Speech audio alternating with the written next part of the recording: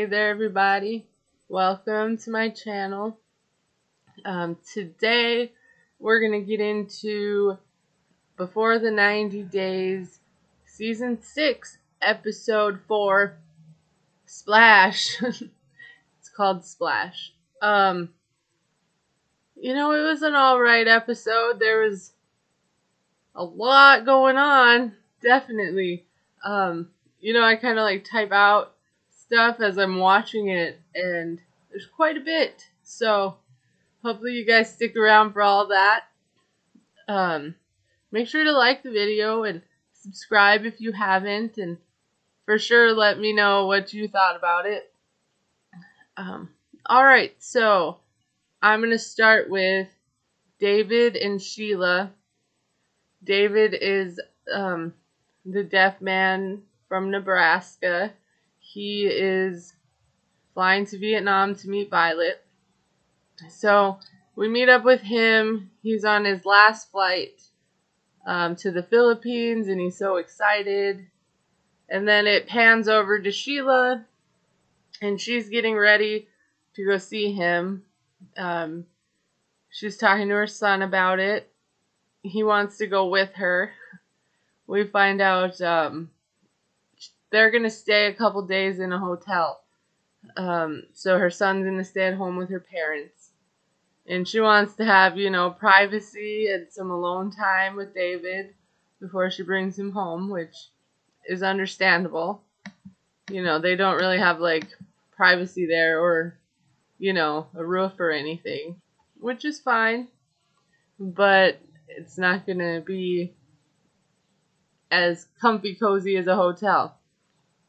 So she's in the cab and she's nervous. She doesn't know what she's going to do when she sees David. If she's going to run, jump, or cry. She's nervous. He'll be disappointed in her or how she looks. And then, of course, she's nervous because she doesn't know how to speak sign language. So those are all, legit concerns on your way to the airport. But she has hope they're going to be together forever. And then, he's starting to walk off the plane, and he's nervous because he has 2 years invested in her, and he said he traveled across the world to give her his heart and soul. And I thought that was so cute. A little hopeless romantic, this guy. He's going to be devastated if it doesn't work out. He makes sure to say that. So she's waiting, and she just looks beautiful. And she's like, I'm going to, she decided on the hug-kiss combo. But we'll see, because she still has time to, think it over. So then finally she sees him, and she runs up to him, and she's crying before she even gets to him. And they hug, and they just hold each other, and she's just sobbing. And they go to the interview, and David's communicating with them that it felt like heaven. He could smell her hair and her perfume, feel her soft skin, right? So after she composes a little bit, and she's just so happy. It's so cute. She gets out her phone and, welcomes him to her country. And then she does sign language saying, asking what he thinks of her. He tells her that, she's beautiful, and she says, thank you in sign language. It's just, I loved it. It's so adorable. She said she looks like her pictures. And then the producer's kind of asking, who looks better in person. And they kind of go back and forth, you look better. No, you look better. Kind of thing. It's just adorable. It's melting my heart. She starts trying to ask him if he's hungry. He's a little hungry. And then she asked the producer, how to do H in sign language. and she spells out hotel. They're both like eager to get there, and the producer is like, "Oh, so are you going to bed right away?" And they're giggling, and he signs out, "Stop it," and they're just laughing and blushing, and it's adorable. I also did notice, like, there's a lot more producer involvement this season than the other seasons, right? So, they stepped in with Tyree. He's from this one. Yeah, Tyree.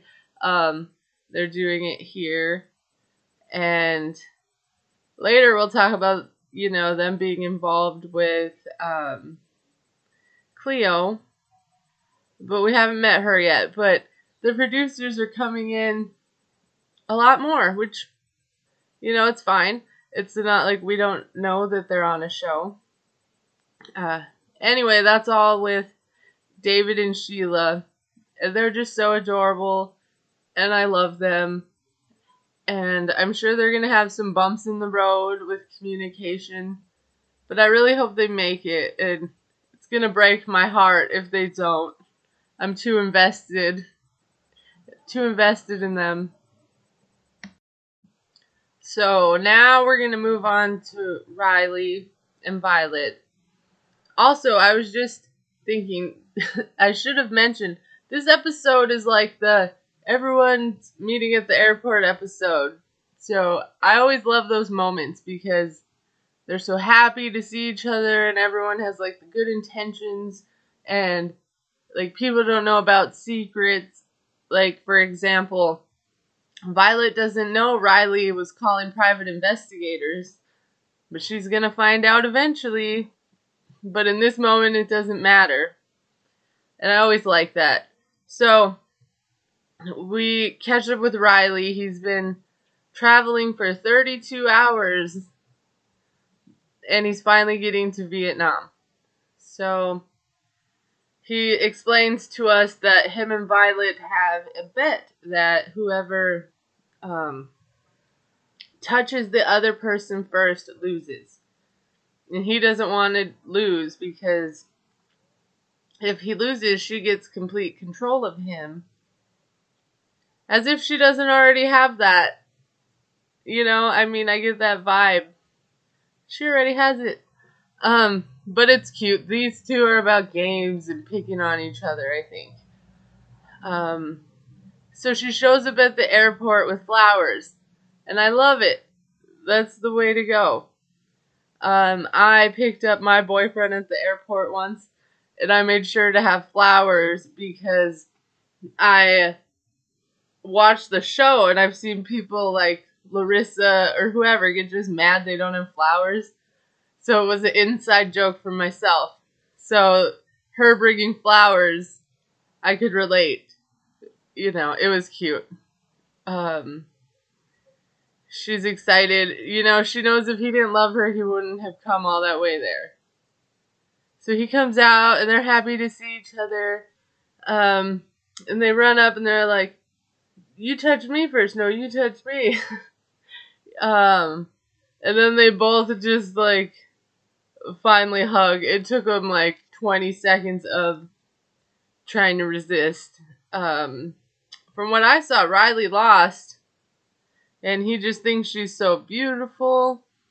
And as soon as I was thinking, well, Riley lost, she said he lost. And he said, "Okay, I lose."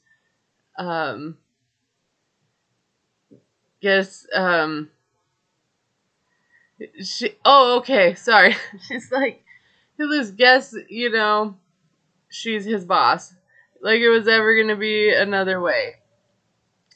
So he tells her, she's like, "Do I look good? Do I look like my photo?" And he said, "No, you look nothing like your photo. You're more beautiful." Like, oh, get out of here. Stop. But they're cute already. I like their back and forth and their banter and their energy. So he's, ready to go. And he's like, "Show me the way, boss." And you can tell she loved that. She's like, "That's right. Maybe she's like a dominatrix undercover. That'd be cool. Anyway, they get in the cab. He's admiring the scenery. They're cuddling. And he realizes this connection they have been feeling is real. So she's, really emotional and happy he traveled so far to see her and to meet her. And she knows he's serious and their relationship's gonna grow.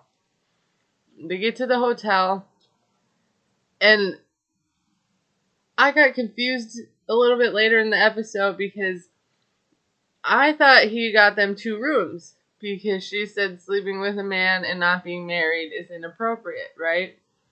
And he's like, well, if she knocks on my door, I'm going to open it. So they get to the rooms and, they decide they're going to go change. Well, they get to his room. They decide they're going to change. She's leaving. She says, I need 40 minutes. And he says, cool. So, next time we see them, she's sitting at the table. She's looking annoyed. I could tell she was annoyed she was waiting. They're sitting there. He walks in. They both look so cute. They're dressed up. They got their nice dinner clothes on. And she's annoyed. And she says, in Vietnam, they have a tradition where men wait for the woman. And she's teasing him because she was sitting there waiting for him. They sit down. He's like, sorry, I, wasn't here for your birthday, but I got you a gift. And at first she's like super excited. Then she opens it and she's like, oh, and he's like, it's pearls. And then she like tells him thank you and like pats his cheek. And she's like, she doesn't like pearls. They farm pearls from North to South Vietnam, so they're common there. And she really doesn't like them. So then he starts talking, and he's like, yeah, we have a lot, to work on, and he has a lot of questions. And she's like, no, excuse me, sir. It is my birthday dinner extravaganza. We are not doing this today. Right? We're not talking about bad things or the past. It's my birthday dinner. And he's like, okay, well, about tomorrow, what are we doing tomorrow? And she's like, oh, I'm busy. Ooh, I got plans, right? So she says something about having a school mission in the morning, and he can meet her at night if he wants. He's like, what do you mean if I want? Like, I traveled 32 hours to see you. And he's upset, that they're not going to spend his first full day there alone. And, like, he's only there for 2 weeks. Why isn't he a priority? Hopefully she got some extra time off. Or something, right? So this is where I got confused. I had just mentioned that I was confused. He, like, puts her in a cab or an Uber or whatever it is, and she leaves, right? And I thought they had dinner at the hotel, and she had a room there, right? Because if he was just going to get a room there, they didn't need to have that conversation because, she lives there, she has kids, so it makes sense that she would go home. But I thought when he checked in, he's like, 2 beds or 2. It's not a big deal, but I was a little confused, and I still am. I watched it twice, and I still couldn't figure it out. So she went home to her kids, I believe. And he's feeling, like she's a little standoffish. He wasn't, like, excited about her reaction with the pearls and how she was avoiding topics. And then, to top it all off, she doesn't want to spend time with him tomorrow. So he's confused. But, she does work for the school. So maybe that's just, like, you can't not teach during the school year. We don't know what time well, it's warm. It's a warm time. But I don't know the school system there. So I'm pretty sure it's hard to get out of things like that. But I don't know. What I do know is our man Riley needs a good sleep and nap after all that traveling so he can, like, get his head on right and his thoughts in order and, go from there, right? Sleep will do him some good. But I do think they're cute. I know this is gonna, like, explode. I feel like they're gonna be one of those explosive couples, so I'm here for it. Now I'm gonna move on to Misha. She's from Minnesota.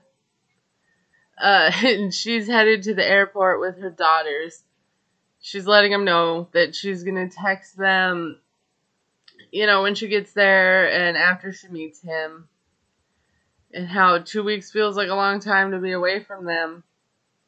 But it might not be long enough for her to learn everything she needs to about Nicola. She's hoping to end the trip engaged, but there is the, factor that she could lose her best friend of 7 years after this trip. So she's worried about that. They kind of do they do a 12 hours before time jump. And we're watching Nicola get ready for Misha's arrival. So he got a hotel for the night because he wants to be close to the airport. And he mentions that his mom doesn't know anything about Misha. Again, he mentions it again. And, it could cause a big problem. So he's getting a hotel. He's not nervous, but he's excited. He's sitting there, the next place we see him, he's in the airport, and he just starts talking about how it's been 16 years since he kissed a woman. So I think he's real nervous about that. That's what's the first thing on his mind, right? So she comes, jogging out the doors, and then they hug, and they have, a short kiss, and then they hug some more. And she kisses him again. And they hug for, a really, really long time. And I'm not, a big hugger. So you get, a second or two. After 5, max, I've had enough. So it felt like a really long time for me. But it was cute. She's so happy. They go outside to the interview, and she says she feels complete, and she's happy. He says he's happy from heaven and back to heaven and back. She says, she's happy. So then they keep, in between them talking about how happy they are and whatnot and giggling. They go back to this super awkward long hug scene that was still apparently longer and going on farther than I thought. Because it kept flashing over to it. I was like, dang. I don't know why it felt so awkward to me. So they go to the car, right? And he goes to put the suitcases in the car, and he makes a Bible reference, something to do with bread. And, they get in, they sit, and she's like, let's pray the car doesn't break down. The Bible references are going to be off the chain with these guys. They quick fired 3 in rapid succession within seconds. And I'm sure, I know it's editing. But everything they said had something to do biblically. And, at least I understand the references. But a lot of people don't want to hear that. I don't know. Feels like they're forcing it. And I just couldn't be around people that, that's all they talk about. And everything has to do with that. everyone can be religious and do their own thing. And I'm sure they have plenty of friends who enjoy listening, but that was fast. I mean, they're on top of it. Anyway, they take off. She says she's gonna get, her time to get to know him and his world and see if they want to be together long term. And I'm thinking, like, he needs to get to know her and her world too, because that's where he wants to live, is in her world. So he's, gonna have to get used to that. And in her world, she has 2 teenage daughters who aren't religious. So later we circle back to them in the car, and she's teasing him about his driving. And this guy, and like, every time I see him, I get this like nauseous feeling in my stomach, and I don't know why. I don't get it, but every time I see him, he makes me sick. I could get into like my empathicness, but it's just I can feel it. He's not someone I would want to be around. Anyway, so she's making fun of his driving, and he's like, "Is that how you talk to your future husband?" Like, excuse me, tyrant. Like, what do you mean, is that how I talk to my future husband? I'm gonna joke with my future husband about his shitty driving whenever I would like. Thank you. I guess I'm just too much of a brat, because I couldn't handle someone saying that to me. So, they're driving, they're talking about they're going to spend 8 days in Nazareth, the city of Jesus. And mostly it's because he doesn't want to stay at the apartment with his mom.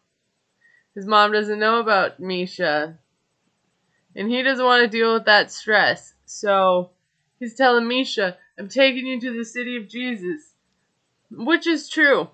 And that's probably a big draw, and I would like to go there. I bet it's beautiful. But that's not the reason he's taking her there. And she's going to find that out. She's smart. Plus, she was a reporter of sorts, right? She knows how to get the facts. So, I also got the vibes of, like, he's like a 16-year-old who had to, like, tell his mom he's off to church camp in Nazareth, but really he's off to church camp with his girlfriend. So they get out of the car and they see, like, the view. And Misha goes, "Holy!" That was very Minnesotan of her. I say that all the time. Holy. It cracked me up. So, they get to the hotel. He asks the person about the 2 separate beds. And he, like, literally tells the guy, "She's not my wife yet, so we can't share a bed." As if this man at the desk at the hotel cares that you 2 share or don't share a bed. It's none of his business. It's a hotel. But, he's projecting, of course, because he's worried people are going to think he's a dirty sinner. So, Misha is realizing that being with a 46-year-old virgin is going to be hard, and she's going to have to take the lead on a lot of things. Like, she needs him to be affectionate, and she wants to teach him, like, they can do that without going all the way. He goes to get wine, and he comes back, and this woman's clothes and shoes are everywhere, all over the desk, the floor. It explodes. He actually described it as an explosion. And she's saying, "No, it's structured chaos." And he's like, "How am I supposed to sleep in here?" And she's like, "Look, honey, I have another suitcase that you're going to have to go get out of the car." She didn't say it was in the car, but she did say she had another suitcase. He feels like she doesn't need all those things, but that's just who she is. So they sit down, they have a little snacky. He feeds her some food. She's asking him, like, "How was today for you?" And He says, it's like a dream. And he wants her to get an annulment so they can get married. And when she gets it, they can get married that day. And she's like, yeah, I want to get the annulment too. But we need some time to get to know each other. And at first he was like, why don't you want to marry me? But he respects it. And in his eyes, it's just like, why wait? God brought them together.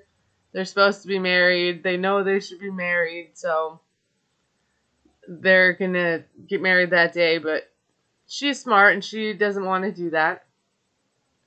Then he kind of tucks her into bed and they grab hands because they're each in different beds. And they say their goodnight prayers.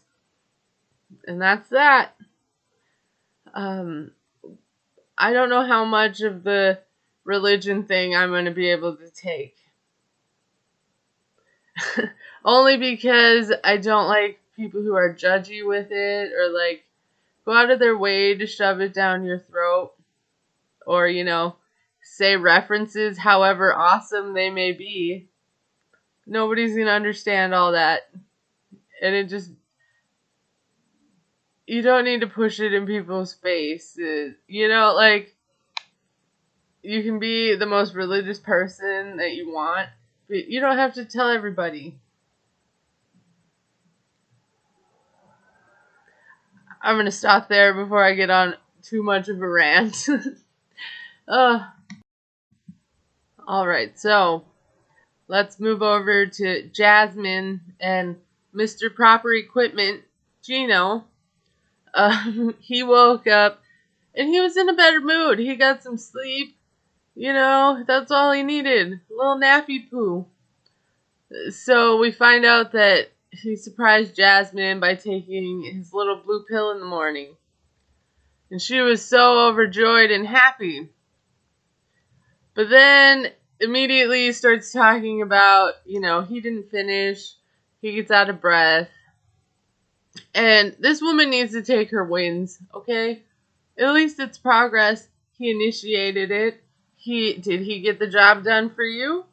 Like, in my experience, after a certain age, men don't really care so much about them finishing. Why? Some of them might have issues. You know what they do care about? Taking care of you and watching you have a great time. She needs to relax. Enjoy the moment. Enjoy touching him. Just a thought. So, instead of, being happy that maybe that part of her relationship is on the upswing, she then goes to the interview and informs all of us that, in 2 years and 5 months of dating, they've only had sex 7 times. Again, this man lives in another country. All she does is nag him to death. And he is terrified of her. Like, how much time have they even spent together? The first trip, they were fighting most of the time. They spent, nights crying and fighting. I mean, that was his own fault. But they did lose time. So, also, I've never kept track of how many times I have had sex with my boyfriend in a certain time. I would just enjoy the moments. Not one boyfriend have I been like, we had sex 3 times this month. I just don't get it.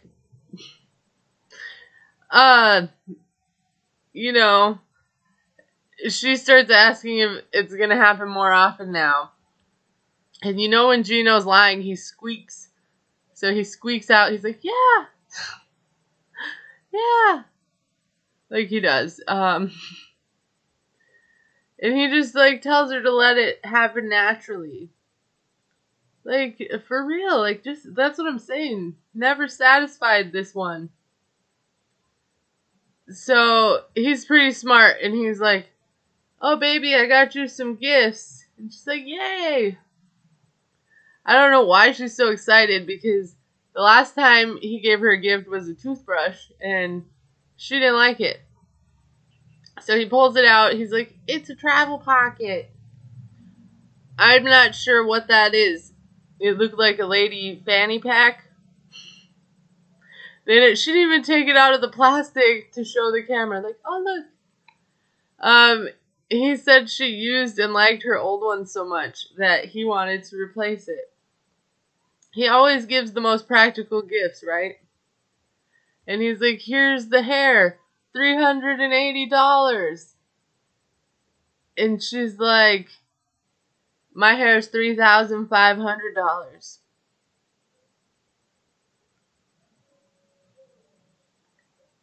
Do any of you buy extensions? I don't. I've thought about it, but I don't. And I buy $11 box hair dye at Walmart. I know that's not proper, and if you're a hairstylist, you're probably real upset. But I'm a baller on a budget. And, single mamas gotta do what they gotta do. But even like a haircut, like, I don't like that. Anyway, I don't spend a lot of money that way. I would buy a car with $3,500. Anything. A pool. Anyway, she tells him she's not going to be paying for these things. And she expects him to maintain this lifestyle when she moves. Because she's giving up her whole life in Colombia. Which, how many times do we have to hear that? Is she in Colombia? Panama? Yeah. Okay. But she says it all the time. She's giving up everything.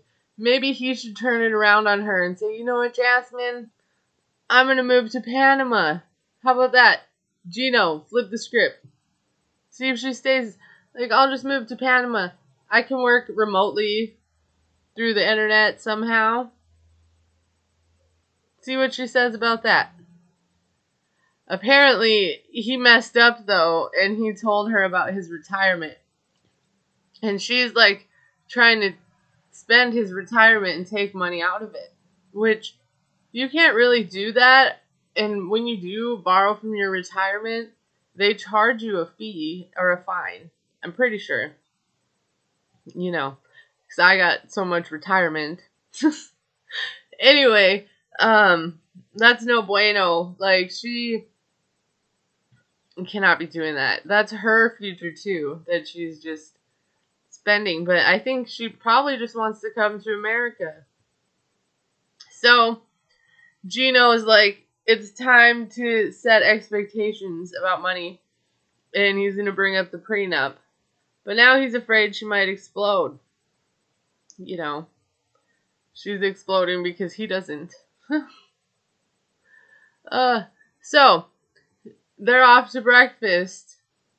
And later, we circle back to them. And he's worried after the conversation this morning. She's going to expect this lavish lifestyle in America.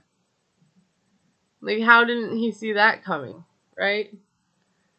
So she starts bringing up to him how, she tried to massage his feet, and he didn't want it. He's like, I was tired. He said he likes massages, and if she wants to give him some, then, he would like that. And she's just always got to be sexual. It's just like, with a happy ending. He's like, no, just like a regular massage, bro. Why is it always a happy ending with you? I don't know why she brings it up so much. And it's, she's deprived. She doesn't like the rejection. He's not giving her a chance to reject him sexually, But all she does is complain. So then, she thanks him for the gifts and the hair. And he's like, yeah, no problem. And he brings up wanting to talk to her. And, he's like, I worked so hard my whole life from graduation to this. And he's giving her, like, the rundown. And she doesn't give a shit. She's like, so what? What, are you losing your money? And he's like, no. He's like, how would you feel to sign a prenup? And how, like, they both love each other, and he's going on this speech, and he's, like, rambling anxiously, and he just blanks out. He doesn't know what he's saying or talking about. So, when that happens, Jasmine chimes in, and she's like, you think I'm using you for money, and, like, why would you need a prenup if he didn't think that? And I'm thinking, like, okay, I get that, but, like, if you're not using him for his money and you don't think that you guys are going to divorce, why don't you, sign it, because it's not a big deal. And she's like, F you from the bottom of her heart. And he's like, this is what she does. She won't have a conversation. She gets out, She says, we're not engaged. She's like, he doesn't know me. She spent like 2 episodes ugly crying, by the way. He doesn't know her. He thinks he's, she's a gold digger gonna take everything. She literally said it at the tell-all that if he messed up in any way, she was gonna take him and kick him out. Take everything. So Gino's like, I'm not leaving my breakfast though. So they pack up their breakfast and they're leaving, and he's in the interview and he's like, she said they'd be together no matter what, but what is this, and her behaving like this makes him question that. And like I said, it goes both ways. If she doesn't want his money, then sign it. I mean, she can't be one-sided. So then we catch up with Mr. Proper Equipment, Gino, the next day. He said after the discussion they haven't spoke. She slept in another room. He doesn't want to lose her, but he needs a prenup. So he sat up all night and he wrote down this, temporary prenup, like what it would be like on a napkin or a receipt. He wrote it down, with her best interest at heart, because he wants to protect her too. He's like, Jasmine, can we talk? And she agrees to talk with him. They go sit down. She's sad and disappointed and mad at him that, like, after a year of engagement, he shows, like, he doesn't trust her. Then we kind of find out that when her last marriage ended, he hid all the money and he left with everything. She didn't have anything. She does have 2 kids, so hopefully he was helping support them, but we didn't get much else on that. So she has past trauma that she never healed from. A man, her helping build the man's life, and him taking everything. Understandable. But Gino is not that man, and she didn't help him earn nothing. In fact, she's spending what took him a lifetime to earn in a couple years on hair and plastic surgery. So it's not the same thing. Someone needs to point that out to her. Right? So he's trying to show her the little prenup he wrote out for her. And she's like, if there's a prenup, there's no wedding. She won't marry him. He says, fine. That shows me you don't love me, so forget it. He gets mad. He walks away. She tells him, stay with your money. He said, this is why we need a prenup, because they can't have a conversation without her screaming and yelling. She hears him, walks in, yells, are you talking about me? Tells him to get his things and leave her house. When he pays for it, like, she could take a walk, alright? And, of course he's talking about her. They're filming them. Like, like I said, they've been breaking that 4th wall, people call it, a lot. Like, we're aware they're being filmed. So who does she think he's talking? Like, obviously he's talking about her.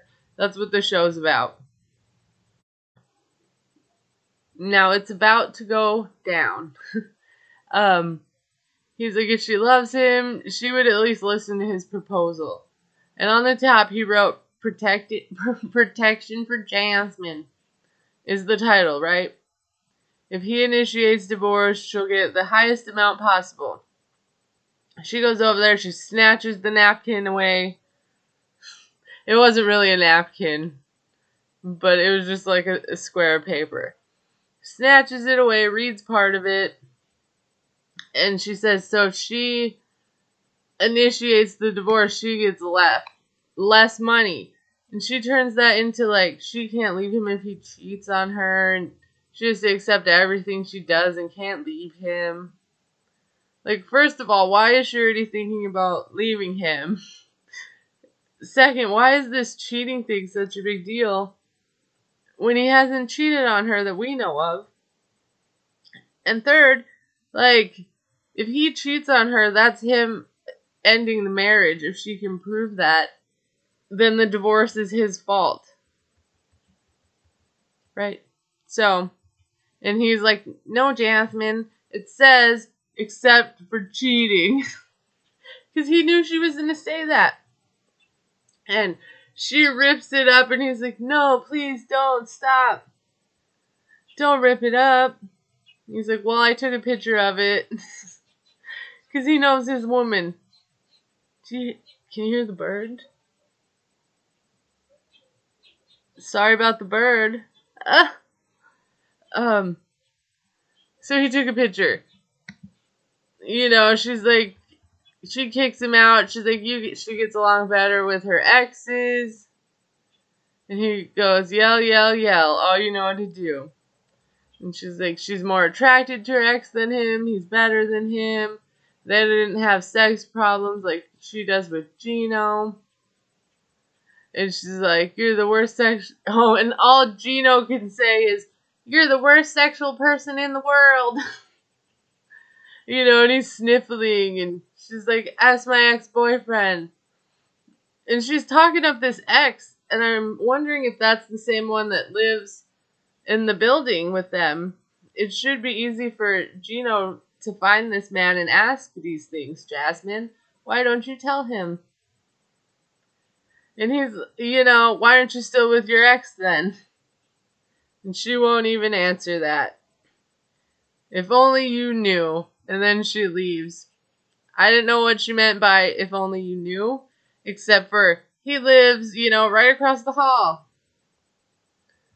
So she tells the camera, she just wants love and to be respected, and she's not feeling this way with the prenup stuff, and that she's put up with all of his lies and him talking to exes, and now he looks at her like she's a gold digger. It's like, aren't we all? Like, your demands are pretty ridiculous, and he's meeting them. For now. And you're so upset that he talks to his exes. Minus the one he sent the pictures to. Take that out of it. If he's talking to other exes, it's no different than her talking to her ex, having lunch, moving in his building. I don't understand why she doesn't see that she's a hypocrite. Right. So then Gino's leaving, and he leaves, and I'm thinking, is he going to run into her ex in the hallway or the elevator, not know it's him?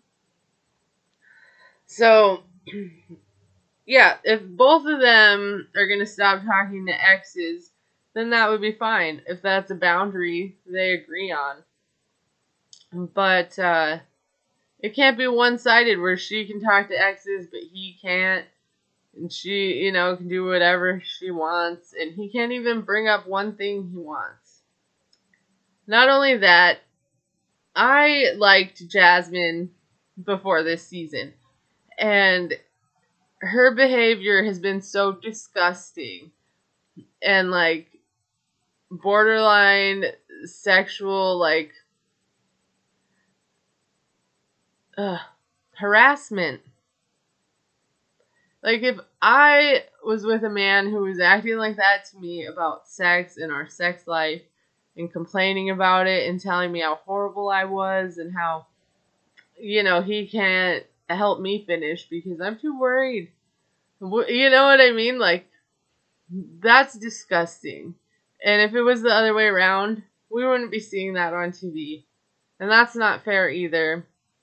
And I think that's pretty disgusting. So, not a fan of that. Men can be victims of sexual abuse and harassment and all of that stuff too. So, not cool. So, do you guys think Gino and Jasmine are going to make it? Do you think she'll ever stop crying? Do you think she found some better lipstick yet? Let me know what you guys think. Now I'm going to move on to our new couple, Christian and Cleo. We start off with Christian. He's 30. He lives in Minneapolis, Minnesota. They show him and he's dressed all snazzy, right? He has like this suit and all these colors. He's wearing a beanie. And then like his bed has zebra print. And I'm like, oh, this guy's gonna be fun. Like, look at this. I'm so used to uniqueness that I didn't question it. But then we find out he's going to a Halloween party. And he's dressing as a news anchor. I believe one of the Twin Cities ones. But I could be wrong. So, he says he's the life of the party. He's dated all types of women. They call him Starry-Eyed Christian. Because he always falls really hard for someone. And then when it ends, he moves on just quick. There's someone else there. He said he's had like a few serious relationships. And during the pandemic, he even eloped. And then got it annulled. He does want to settle down. He found someone he wants to settle down with in Cleo. She's a gorgeous model from London, and he says, she's very genuine. They met on social media like about a year ago. She made him laugh, they started off friendly, and it evolved from there. He said in the last 4 months, they video called every night. And he says, she's different from other women he's dated. So then we jump over the pond to London and we meet Cleo. She's 32. And like I said, she's a model and she's also autistic. And I think that's awesome. Well, it's not awesome that she's autistic. That's really hard. But I think it's awesome that they're putting more autistic people in their journeys on these shows. If you don't watch my other stuff, I cover Match Me Abroad too. And that was because there was an autistic man on there. And I have twins, and they're both level 3 autistic. There's level 1 is mild, and 2 is more severe, and 3 is the most severe. So my twins and I have been on quite the journey, and they were actually born premature. They were 24-week gestation, and they were both 1 pound and 12 ounces when they were born. And my daughter was in the NICU for 94 days, and my son was in there 148. And it was a very long, hard journey, right? And ever since then, I've been on this journey. And this last January, I finally went through with the diagnosis and the testing. And I knew they were going to be autistic, but I didn't know, how much. And I remember saying, no wonder I'm crazy. I've been in the, baby stage for years. So I know a lot about it from just living that life with my kids and learning about them and doing therapies. And it's basically my entire life is taking care of them. So seeing these different types of people represented helps me to get like a glimpse of what their future might be, right? And I can only pray that one day my kids will actually talk. So every autistic person isn't the same and they develop differently. So I just love to see like what it could look like for them, or hearing it from an adult what it's like to be autistic. Um, helps me a lot, not feel so alone and that type of stuff.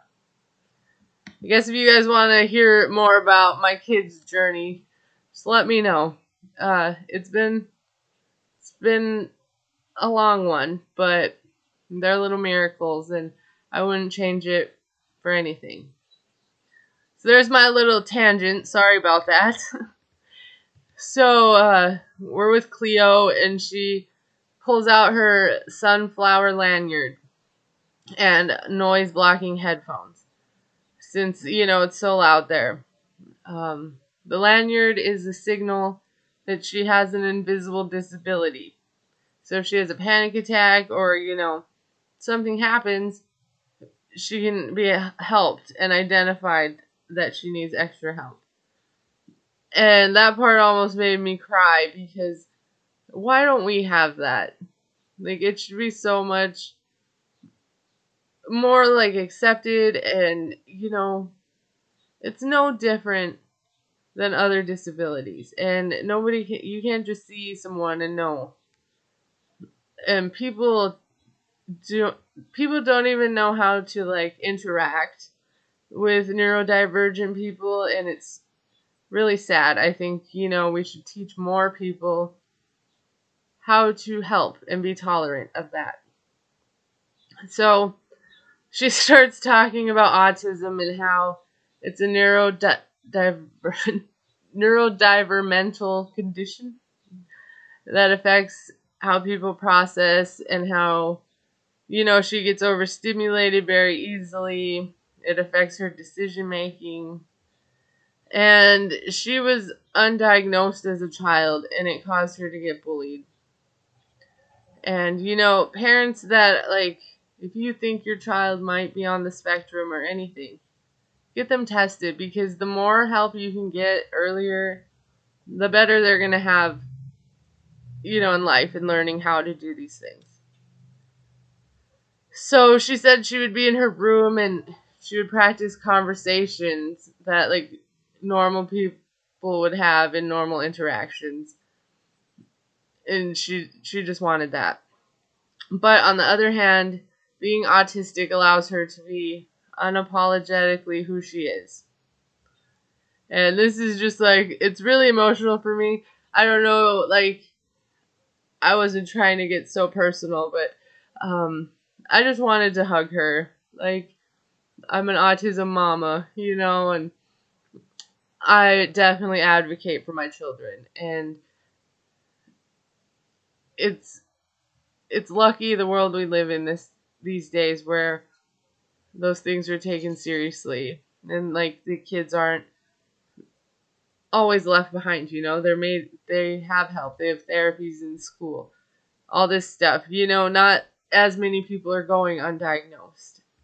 So I just wanted to give her a hug, even though we're probably the same age. Felt like, oh. So she goes into this place and she meets her friend Osama, and he's talking about how they met at the university. They had interest in weird things, astrology, stuff like that. They have a seat, and she's like, I need a few minutes. And he's okay. And then she kind of starts to get more and more dysregulated and flustered, and she's like having a hard time communicating. And I know that when that happens, it triggers like some autistic people, because they can't articulate their emotions and what they need to say. So it makes them angry, and that's how it comes out.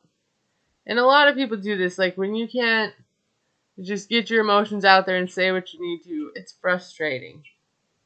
So she's flustered and she starts like taking it out. Not taking it out, but she's getting upset with the film crew. And she's like, this is the first day and she doesn't do well with unexpected things. So it would be nice for her to know what's going to happen and what's happening. So then she just starts asking them their star signs, or personality type. We got an Aquarius, a Leo, and a Libra, right? Great signs. She said she loves astrology and, she hyper fixates on that. It helps like her feel like she can understand people with taking the emotion out of it. And that is so cool. And also, I'm really into astrology, so I love this person so much. I'm glad that she came on the show. So they get back, to the filming, and the friend asks what sign Christian is. And we find out he's a Gemini, and the friend's like, He said, it's a fun ride. And I just love the astrology talk, because it's just how me and my friends would talk, right? He said the highs are highs, and the lows are lows. That's the truth. So she starts talking about Christian, and like her first impression of him was like, well, there's my next mistake. It's soon after they started talking. And he just became what she thought about most of the day. He's cute, he's extroverted, he's silly. We find out she's a Virgo, which means she's earth and he's air. And they don't always mix well. But I guess we can see. They're opposites. Earth signs, homebodies, stay home, grounded. Air signs need adventure and action, and they always want to be doing something. But I have seen a lot of them mix, so that's cool. She said she felt like a burden in the past because of her autism. And, she's taking a big risk putting her heart out there for him because it's going to really hurt her if it doesn't work out. So, Cleo's meeting up with her friend, and they're shopping for clothes for Christian's arrival in a few days. Her friend's name is Jane. She's known her for a decade now. And she's been there through her whole journey, to be where she is now. And she admires her strength. She asks, why is Christian so special? And she says, they have such a closeness. And, Jane's asking if she's worried they're not going to have that same chemistry they have, just video chatting. And then we find out, this is a big concern because Cleo is actually a trans woman. And she says she was assigned male at birth, but she identifies as a transgender woman. And, growing up, she always fit in more with her female peers, and she never felt male. And she would go to sleep and she would pray to just be a girl. But she didn't ever think she would be accepted. She's also autistic, so adding transgender on that was going to be hard. But eventually she decided to be her authentic self. And that's great. I'm glad. I admire her even more now. That's really brave, and it's just a lot that she's had to deal with in her life. And I'm glad she seems to be in a good space. So, she has voiced the concern to Christian that he says he's attracted. Oh, and he says he's attracted to her as a person. And he doesn't see how it'll be a problem. But she's still, insecure because she has, male features like an Adam's apple or her hairline. She wants to get a boob job. She's, I laugh because, who doesn't? I would like one too. She, has been transitioning for 9 years, and now she takes medications and hormones and testosterone blockers. She's bringing up like the different kind of surgeries trans women get, and she's not like, from what I got, she's not going to get like the bottom surgery, but she just needs the right time. It has to feel right. She needs the right doctor. She's not going to just get that from just anybody, which is smart. Don't rush into like picking a doctor. Just when the time is right, when the stars align. She's worried how Christian will deal with the pressure of dating a trans person, but she's just gonna have to wait and see. So meanwhile, we skip back over to Christian. He's doing like Texas Hold'em night with his friends before his trip to London. So he's been open with them that she's transgender. But he thinks like if he didn't tell them, he wouldn't be able to tell. I mean, she looked definitely like a woman to me the whole time. But I don't really like look at people and think that. I just, whatever you present yourself to be to me is what you'll be. So his friends are asking, if he's dated or hooked up with a trans person before. He says no. His friend asks, has he experimented with other genders? He does say he made out with a guy in college, but like immediately knew it wasn't for him. He wasn't into it. He's heterosexual AF. They ask, if she's had gender reassignment surgery. And he's like, that's her business. You can ask her. It's not his place to tell them that. Which is great. That is, keep your sex life private. On this show, they overshare so much, and I thought that was so respectful that he didn't just put her business out there, because he's right. They're all asking him really like uncomfortable questions, and he's like, he'll cross that bridge when he gets to it. He doesn't ask these people these questions about their girlfriends and partners, and I'm glad someone finally said it. Like, it is inappropriate. So then this girlfriend of his chimes in and is like, well, you said you're not attracted to men. How does that work? And he's like, well, sex isn't the end all be all for him. And she's like, dude, it's a huge part of a relationship. So she's a little worried that this is like an experimental relationship for Christian, and that might hurt Cleo. And I didn't like her saying this was an experiment and like referring to Cleo as a man. She's a woman, so call her she. He doesn't want to think about them not working out because it's heartbreaking. And they need to let them figure it out. If he's willing to try it, then good for him. It's none of these people's business. And his sexuality isn't like anyone's business either. And if he likes it, he likes it. That's good for him. And yeah, my friends definitely don't ask me questions like that. And if they did, I wouldn't tell them. They're not like, oh, does your boyfriend shave? Oh, what does he smell like? Are there wrinkles? No. Whatever they ask, I don't know. But I wouldn't answer. That's nobody's business.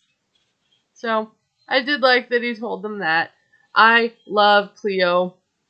She might be my favorite person the whole season.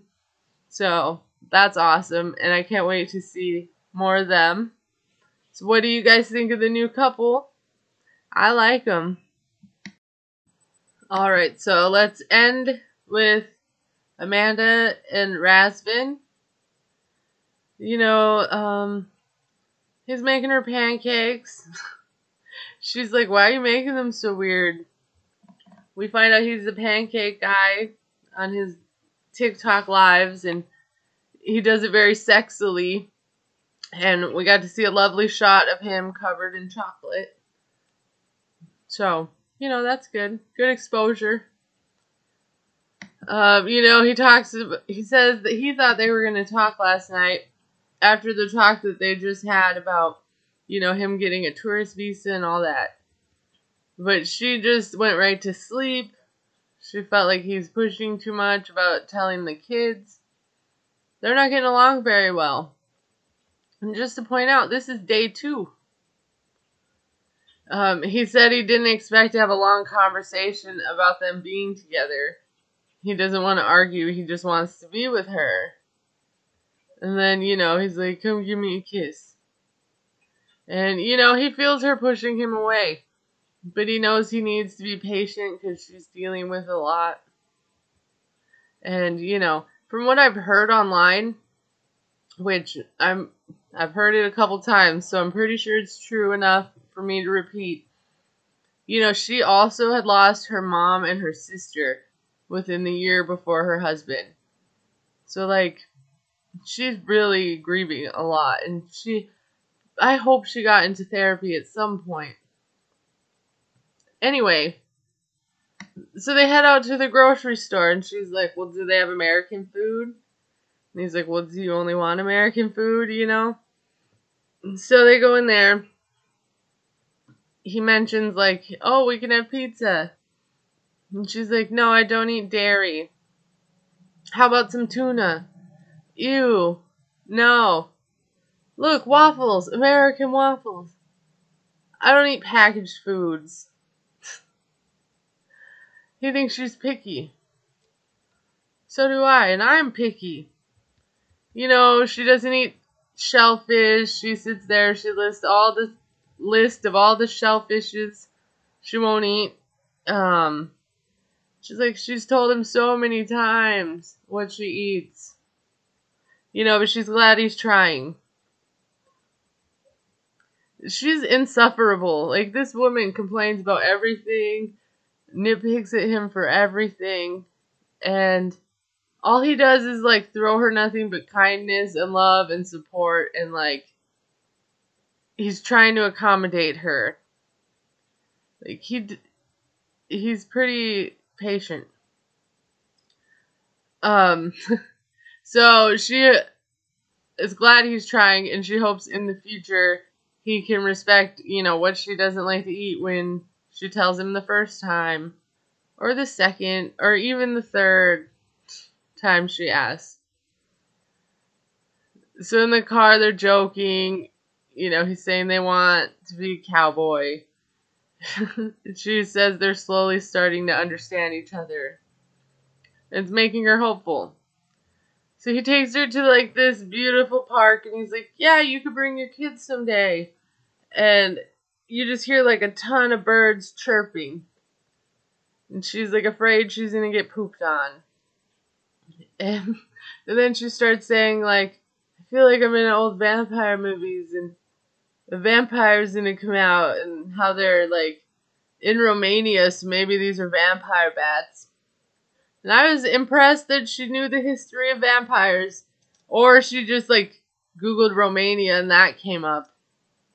But I definitely got the reference. I enjoyed it. I'm very into vampire lore. So, he brings up his music video shoot. Because he wants her to be in the video. And it's a hard no from her immediately. And he's like, okay, I'm going to need someone else to play my girlfriend. And she's like, well, are you going to kiss them? And he's pretty vague about it. I don't know. And she says her one rule is he can't kiss other girls. And I didn't know that had to be a rule. I thought that was a given in a relationship. But not with his career, I suppose. So, it had some... I know, the kiss is in an acting context. And he gives her tons of reasons to be jealous, with his online content alone. With all his flirting. And she doesn't need to see him kiss someone else on top of that. But again, that's how she met him. That's how he makes money. A lot of people do that, and it doesn't mean anything. She just has to be real secure. And if that wasn't going to be something she was okay with, she should have told him that in the beginning, because he pretty much made it clear that his last ex-wife was very jealous, and he doesn't like that. So he's like, I'm going to call the producer, and talks about how, he's calling the producer. He's like, my music's important to me, my acting's important to me. He's on the phone so she can see what like a business call is like for him. So they start talking about the shoot, and he's like, oh, your girlfriend's coming. He's surprised. He's like, is she going to be alright, if you kiss someone else? Like, why does he immediately go to the kiss?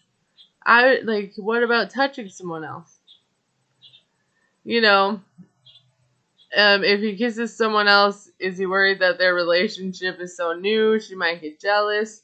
And Razvan is like, he hopes she doesn't get jealous because he had jealousy issues in the past. And Amanda is jealous, but this is a test. And this is the point where I'm thinking that he's sitting there talking in a language that she doesn't understand, and like making her uncomfortable, saying her name over and over. I would be upset too. Like, I hate that. We're at the park, a vampire park, on a date. Like, you couldn't do this when we got home, and like I'm calling my kids because I can't even understand anything but my name, which is frustrating. So he hangs up, and she wants to go home.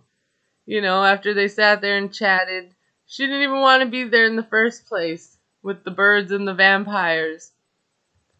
So she starts to grill him about his call because, she heard her name. And he's like, he was asking if you're jealous or will be jealous. And she's like, I just have a problem with you kissing someone, not doing a video. And she's like, do what you want. And your actions will tell me all I need to know. Which is true. I live that way too. People have free will. If you decide to disrespect me, that's on you, not me, and then I can act accordingly, right? So then he brings up his ex again and how jealous she was, and he's afraid Amanda's going to be this way and things won't work out. And I think he knows that it's going to be that way. She's pretty much made it clear. And she's very closed off and defensive and like immature almost. Like, she complains about everything. If you don't like anything he's suggesting to eat, make a suggestion about things you like to eat. Help the guy out. Like, he is trying. Like, I know that last week, I was happy she was standing up for her kids. And I have like this spot in my heart for kids. But what I didn't see was like, he put in the effort to go get a tourist visa, right? Yes, he should have talked to her. It's pretty soon. But everyone else on this show, doesn't go to get their own visa. They want the American person to pay for it. Usually, because they can't pay for it. And they can't get a tourist visa. So this man's taking the initiative to try to do all these things. And she's just constantly shooting him down. It's painful to watch, and it's annoying to hear her complain. And I am very much about people healing trauma and going on healing journeys. And she needs to do that. Like, nothing's going to go her way until she does. So anyway, thank you if you made it through all that. Please, thumbs up the video and comment and let me know what you thought, and subscribe. And, I'll catch you guys next time. Bye.